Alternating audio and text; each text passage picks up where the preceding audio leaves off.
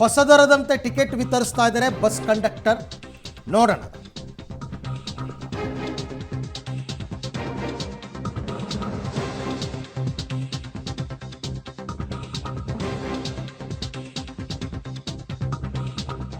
ದರದ ಟಿಕೆಟ್ ವಿತರಣೆ ಆಗ್ತಾ ಇದ್ದ ಹಾಗೆ ಪ್ರಯಾಣಿಕರಿಂದ ಸ್ಫೋಟವಾಗ್ತಾ ಇದೆ ಅಸಮಾಧಾನ. ಹೊಸ ದರ ನೀವು ವಿತರಿಸೋದು ಯಾಕೆ, ಗ್ಯಾರಂಟಿ ಭಾಗ್ಯಗಳನ್ನ ಕೊಡೋದು ಯಾಕೆ ಅನ್ನೋದು ಜನರ ಪ್ರಶ್ನೆ ಆಗ್ತಾ ಇದೆ. ನಮ್ಮಿಂದ ವಸೂಲಿ ಮಾಡ್ತಾ ಇದ್ದೀರಾ ನೀವು, ಉಳಿದವರನ್ನ ಬ್ಯಾಲೆನ್ಸ್ ಮಾಡೋದಕ್ಕೆ ನಮ್ಮಿಂದ ವಸೂಲಿ ಮಾಡ್ತಾ ಇದ್ದೀರಾ ನೀವು ಅನ್ನೋ ಪ್ರಶ್ನೆಯನ್ನ ಜನ ಕೇಳ್ತಾ ಇದ್ದಾರೆ. ಪ್ರಶ್ನೆ ಕೇಳಿದ್ರು ಅಷ್ಟೇ, ಆಕ್ರೋಶ ವ್ಯಕ್ತಪಡಿಸಿದ್ರು ಅಷ್ಟೇ, ಟಿಕೆಟ್ ದುಡ್ಡನ್ನ ಕೊಟ್ಟುಬಿಟ್ಟೇ ಹೋಗಬೇಕು, ಎಕ್ಸ್ಟ್ರಾ ದುಡ್ಡನ್ನು ಇಟ್ಕೊಳ್ಳೇಬೇಕು. ನಮಗೆ ಸಮಸ್ಯೆ ಆಗಿದೆ, EMI ಕಟ್ಟಬೇಕು, ಬಾಡಿಗೆ ಕಟ್ಟಬೇಕು ಅಂದ್ರೆ ಯಾರು ಕೇಳಿಸ್ಕೊಳ್ಳಲ್ಲ.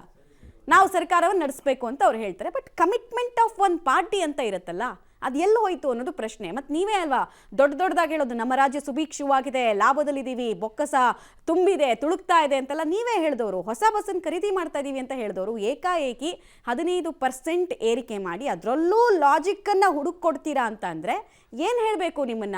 ಹಿಪೋಕ್ರೆಸಿ ಅಂದ್ರೆ ಇದೇ ಅಲ್ವಾ ಅನ್ನೋ ಪ್ರಶ್ನೆಯನ್ನು ಕೂಡ ಸೆಂಟ್ರಲ್ ಗವರ್ನಮೆಂಟ್ ಅವರು ಏನಾದರೂ ಸ್ವಲ್ಪ ಬೆಲೆ ಏರಿಕೆ ಆಯಿತು ಅಂದ ತಕ್ಷಣ ಸಿದ್ದರಾಮಯ್ಯನವರು ನರೇಂದ್ರ ಮೋದಿ ಅಚ್ಚೇ ದಿನ ಎಲ್ಲಿ ಅಂತ ಕೇಳ್ತಾ ಇದ್ರು. ಅಚ್ಚೇ ದಿನ ಎಲ್ಲಿ ಅಂತಂದ್ರೆ ಈಗ ನೀವು ಉತ್ತರ ಕೊಡಬೇಕು. ಹಾಸನಕ್ಕೆ ಹೋಗೋಣ ನೇರವಾಗಿ. ನನ್ನ ಕೊಲೀಗ್ ಶಶಿಧರ್ ನನ್ನ ಜೊತೆ ಇವಾಗ ನೇರ ಸಂಪರ್ಕದಲ್ಲಿದ್ದಾರೆ. ಶಶಿಧರ್, ಓಕೆ, ಹಾಸನ ವಿಭಾಗದಲ್ಲಿ ಈಗ ಜನರು ಏನು ಹೇಳ್ತಾ ಇದ್ದಾರೆ ಬೆಲೆ ಏರಿಕೆ ವಿಚಾರಕ್ಕೆ ಸಂಬಂಧಪಟ್ಟಂತೆ? ಅರವಿಂದ್, ನಿಜಕ್ಕೂ ಏನು ಬಸ್ ದರ ಏರಿಕೆ ಇದೆ, ಜನಸಾಮಾನ್ಯರು ಆಕ್ರೋಶನ ಹೊರಗ್ತಿದೆ. ಯಾಕೆಂದರೆ ಒಂದು ಕಡೆ ಶಕ್ತಿ ಯೋಜನೆ ಫ್ರೀ ಕೊಟ್ಟಿದೆ ಅಂತಾರೆ, ಇನ್ನೊಂದು ಕಡೆ ಬಸ್ ದರ ಏರಿಸಿ ನಮ್ಮ ಜಾಬಿಂದಲೇ ತೆಗೆದು ಮಹಿಳೆಯರಿಗೆ ಕೊಡ್ತಾ ಇದ್ದಾರೆ ಅಂತ ಹೇಳಿ ಒಂದು ಆಕ್ರೋಶನ ವ್ಯಕ್ತಪಡಿಸ್ತಾರೆ. ಹೆಚ್ಚಾಗಿ ಹಾಸನದಿಂದ ಬೆಂಗಳೂರು ಮೈಸೂರಿಗೆ ಹೆಚ್ಚಾಗಿ ಓಡಾಡ್ತಾರೆ. ಈಗ ನಾವು ಬಸ್ಸಿಗೆ ಹೋಗೋಣ, ಇಲ್ಲಿ ಸಾಕಷ್ಟು ಪ್ರಯಾಣಿಕರು ಈಗ ಪ್ರಯಾಣವನ್ನು ಬೆಳೆಸ್ತಾ ಇದ್ದಾರೆ. ಅವ್ರನ್ನೇ ವಿಚಾರಿಸಿದ್ರೆ ಇಂದಿನಿಂದ 15% ಬಸ್ ದರ ಏರಿಕೆ ಆಗಿದೆ. ಈಗ ಪ್ರಯಾಣಿಕರು ಸಹ ಬೆಳಗಿಂದಲೂ ಸಹ 15% ಹೆಚ್ಚಿಗೆ ಹಣವನ್ನು ನೀಡಿ ಅವರು ಪ್ರಯಾಣವನ್ನು ಬೆಳೆಸಬೇಕಾಗಿದೆ. ಒಂದೆಡೆ ಶಕ್ತಿ ಯೋಜನೆ ಇದ್ರೆ, ಮತ್ತೊಂದೆಡೆ ಗ್ಯಾರಂಟಿಗಳಿವೆ. ಇವೆಲ್ಲವಕ್ಕೂ ಸಹ ಈಗ ಹಣವನ್ನು ಹೊಂದಿಸ್ಲಿಕ್ಕೋಸ್ಕರ ಸರ್ಕಾರ ರೀತಿ ಹೊರೆ ಆಗ್ತಿದೆ ಅಂತ ಹೇಳಿದ್ರೆ, ಈಗ ಪ್ರಯಾಣಿಕರು ನಮ್ಮ ಜೊತೆ ಹೇಳೋಣ ಸರ್, ಈಗ 15% ಇವತ್ತಿಂದ ಬಸ್ ದರ ಜಾಸ್ತಿ ಮಾಡಿದ್ದಾರೆ ಸರ್. ಇಲ್ಲ, ಅದ್ರ ಬಗ್ಗೆ ನೀವು ಮಾತಾಡಿದೆ. ಆ್ಯಕ್ಚುಲಿ ಅದೇ ಹೇಳ್ತಾ ಇರೋದು, ಅವ್ರಿಗೇನೋ ಎಲೆಕ್ಷನ್ ಗಿಮಿಕ್ಕು ಅಥವಾ ಸರ್ಕಾರದ ಗಿಮಿಕ್ಗೋಸ್ಕರ ಇವೆಲ್ಲ ಮಾಡೋವಂಥದ್ದು ಎಲ್ಲ ಬರ್ಡ್ ಅಂತಾನೆ ಅನ್ನೆಸೆಸರಿ ಮಾಡೋದು, ಯಾರಿಗೋ ಫ್ರೀ ಕೊಡೋದು, ಯಾರಿಗೋ ಇದು ಮಾಡ್ತಕ್ಕಂಥದ್ದು. ಇವತ್ತು ಬಸ್ಸಲ್ಲಿ ನೋಡಿಬೇಕಾದ್ರೆ 80% ಹುಡುಗಿ ಹೆಂಗಸರೇ ಇರ್ತಾರೆ. ಯಾಕೆಂದ್ರೆ ಫ್ರೀಯಾಗಿ ಓಡಾಡ್ತಾ ಇರ್ತಾರೆ. ಸಣ್ಣ ಐಟಮ್ ತರೋದಕ್ಕೂ ದುಡ್ಡು ಕೊಟ್ಕೊಂಡು ಹೋಗ್ತಾ ಇರ್ತಾರೆ. ಯಾಕೆಂದ್ರೆ ದುಡ್ಡಿಲ್ಲ, ಕಾಸಿಲ್ಲ. ಬಟ್ ಬರ್ಡನ್ ಆಗೋದು ನಮಗೆ.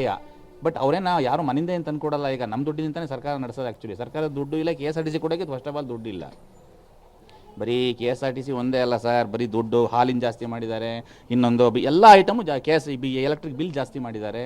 ಟೋಟಲಿ ಜಾಸ್ತಿ ಮಾಡ್ತಾ ಹೋದರೆ ಯಾವ ಲಿಮಿಟ್ ಇದೆಯಾ ಅದಕ್ಕೆ? ಆ್ಯಕ್ಚುಲಿ ಯಾವತ್ತು ಅದು ಸ್ಟಾಪ್ ಆಗೋದು, ಯಾವತ್ತು ಎಕಾನಮಿ ಬ್ಯಾಲೆನ್ಸ್ ಆಗೋದು, ಯಾವತ್ತು? ಇವೆಲ್ಲ ದೊಡ್ಡ ಪ್ರಾಬ್ಲಮ್ ಆಗೋಣ ಅವಶ್ಯಕತೆ ಇರಲಿಲ್ಲ.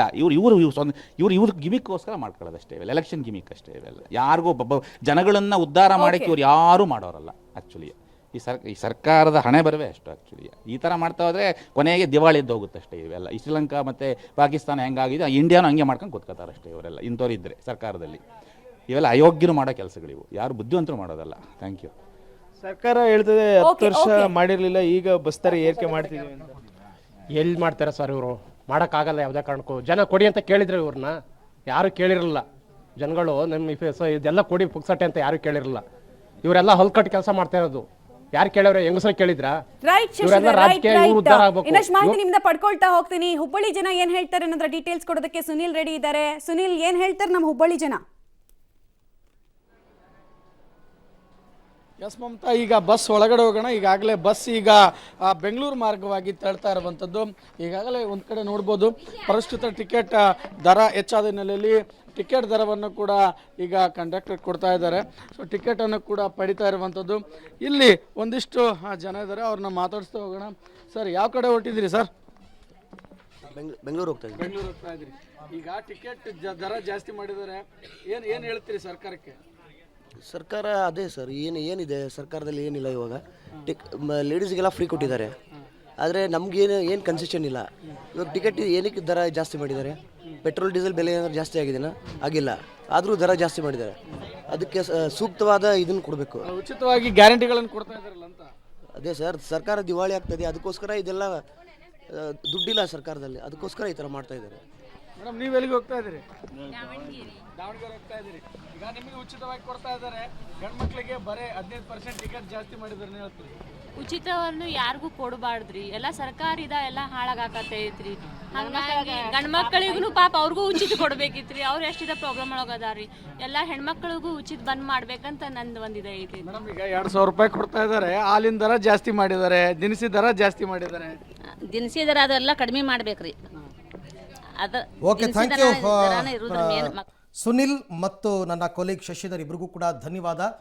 ನನ್ನ ಪ್ರಕಾರ ಇದು ಆ ಊರು ಈ ಊರು ಅಂತ ಅಲ್ಲ, ಎಂಟೈರ್ ಕರ್ನಾಟಕ ಯಾವುದೇ ಕಡೆ ಹೋದರೂ ಜನರ ಆಕ್ರೋಶ ಹೀಗೆ ಇರುತ್ತೆ.